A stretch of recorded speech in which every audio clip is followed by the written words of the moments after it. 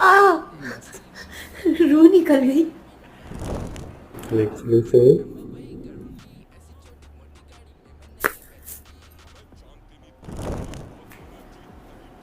इसमें कहानी भी होता है।